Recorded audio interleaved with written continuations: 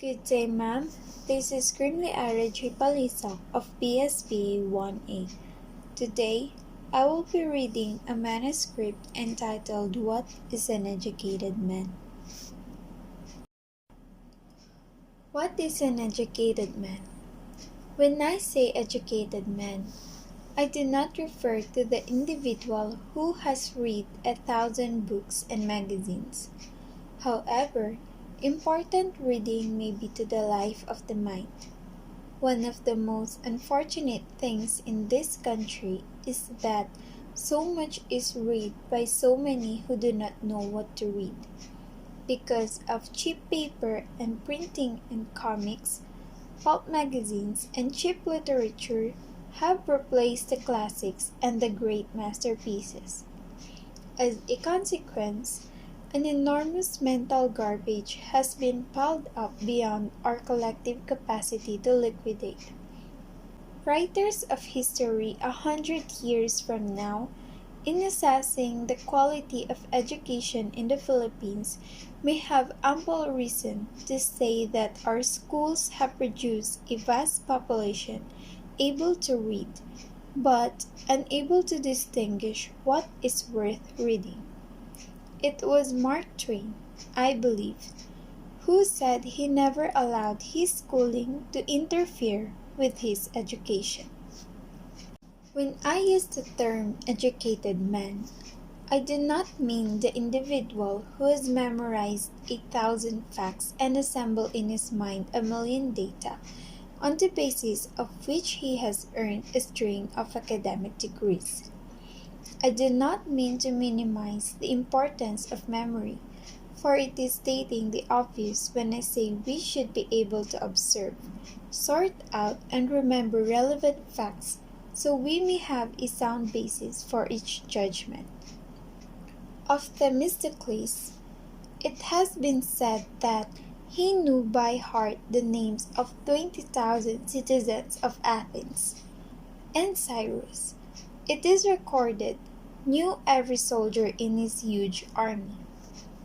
Indeed, how refreshing it would be for our youth to learn by heart Jesus' inimitable Sermon on the Mount, the magnificent soliloquies of Shakespeare, the unforgettable dialogue of Plato, and in our own land, the lofty language of Aureliano and Laurel, the trenchant outburst of Manuel Casson, and the elegant prose of Claro M. Recto. How inspiring it would be for our young men and women to remember the historic landmarks in our struggle for freedom, from the heroism of Lapu-Lapu to the lonely battle of Del Pilar at Tirad Pass, from the field of Bagumbayan, where the young Rizal met his tragic death, to the dark dungeons of Fort Santiago, where the youth of the land suffered 1,000 times and met 1,000 deaths. Nor do I minimize the significance of degrees in diplomas in a degree-conscious society such as we have, except to emphasize the danger of mistaking a degree for intellectual worth. A college graduate has once been described as one who at the end of his studies is presented with a sheepskin to cover his intellectual nakedness. When I say educated man, I do not refer to the skilled engineer, the able trial lawyer, the talented musician, the gifted writer, or the expert surgeon. Far be it from me to underrate the importance of skills and talents. Some time ago, I made a reference to the fact that while we have abundant natural resources in this country, we do not have sufficient skills to make this country great. Japan is relatively poor in natural resources, with land scarcely enough to sustain their tremendous population, but despite a war that laid waste her towns and cities, she has recovered and come back with great vigor, because she has a people of abundant skills. But I would like to submit the proposition that one becomes a great scientist an able lawyer, or a noted writer, only because he is first and preeminently a good man.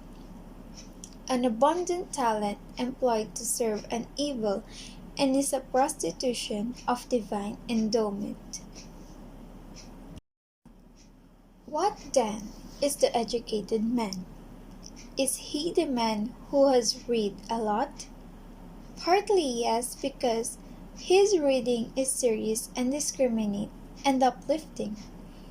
Is he the man who remembers many facts and events? Partly yes, because the training of memory is a wholesome discipline that requires effort and application, and because one cannot make a sound judgment without respect for remembered facts.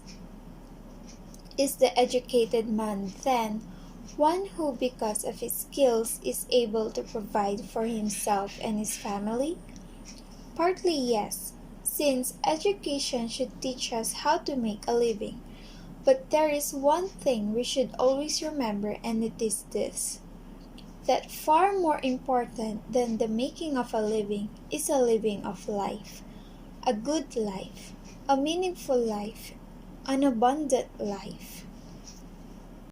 The educated man lives this kind of life because he has opened the windows of his mind to great thoughts and ennobling ideas, because he is not imprisoned by the printed page, but chooses to make a relentless, rigorous analysis and evaluation of everything he reads, because he is less interested in the accumulation of degrees than in the stimulation of his mind and the cultivation of a generous spirit, because his interest is less in knowing who is right, but more importantly in discerning what is right and defending it with all the resources at his command, because he can express himself clearly and logically, with precision and grace, because he is not awed by authority, but is humble enough to recognize that his best judgment is imperfect